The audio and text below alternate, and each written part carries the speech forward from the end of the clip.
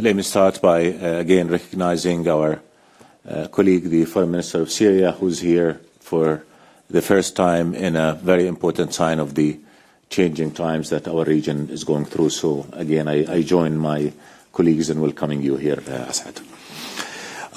Dear friends, all through the years of the Syrian crisis, Europe stood by the Syrian people.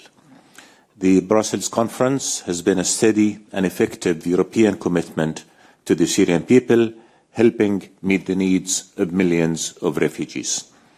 This commitment continues. As the Syrian people embark on a new path towards rebuilding their country and their lives, Europe is again taking the lead in offering support. Thank you. The Syrian people deserve to live in peace and dignity after decades of suffering. International help is key as they grapple with the legacy of one of the darkest chapters in their history and begin the rebuilding process. A stable and safe Syria is in the interest of all, in the region and beyond. Therefore, it is imperative that international support flows quickly and steadily.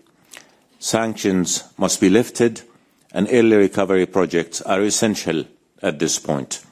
Support must focus on key sectors that meet the needs of the Syrian people and keep institutions running. Investment in energy, housing, health and medical sectors, among others, must be a priority. Early recovery projects that provide houses, schools, hospitals, and create job opportunities are essential for creating conditions conducive to the voluntary return of refugees. If we all come together, we can make a difference, and Syrian refugees can go back and contribute to rebuilding their country. Dear friends, in Jordan, we stood by our Syrian brethren in times of crisis and peril. We stand by them today at this historic moment of promise, hope, and opportunity. Jordan hosts 1.3 Syrian refugees. We did everything we could to ensure that they live in dignity. In Jordan, only 10% of refugees live in camps. Our schools have been open to all Syrians in the same way they were open to our own citizens. More than 150,000 Syrian kids are enrolled in our public schools. That's about 11% of the student population. We provide Syrians the same medical treatment we provide Jordanians. We give work permits and we share our scarce resources with them. But without your support, Madam President, dear friends, we would not have been able to meet their needs. That support must continue to flow. The answer to the refugees' problem is obviously their voluntary return to their country.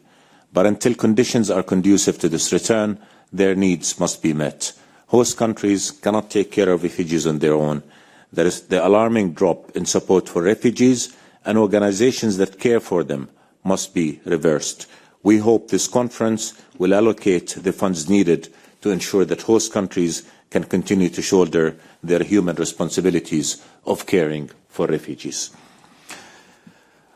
Dear friends, our meeting today could not have been more timely. It is a practical step to support the Syrian people. It is also a message that the world stands by them as they move towards a better future of unity, peace and stability. The responsibility facing the new Syrian government is huge, but so is the opportunity of fulfilling the rights of the Syrian people to a country that is safe, united, free from terrorism, all-inclusive, and that guarantees the right of all Syrians. After all the pain and loss and suffering they have endured, the Syrian people deserve to live in freedom, equality, dignity, and peace. And Syria's territorial integrity and sovereignty must be respected. Israel must immediately withdraw from Syrian territories it has occupied and must stop meddling in the Syrian affairs. Its actions are unlawful and destabilizing. The Syrian government has said, even now, that it is fully committed to the 1974 agreement. Israel must uphold that agreement too, and it must respect international law. Otherwise, it will be sowing the seeds of conflict and chaos in the region again. Dear friends, again I say, Syria's stability is key to regional stability. The new Syrian government carries the responsibility of meeting the rights and aspirations of the Syrian people, but we collectively have a responsibility to help them do that. This conference is a clear signal that Europe is shouldering this responsibility, that Europe is again taking the lead, and we thank you for that. Thank you, dear ministers, for your intervention.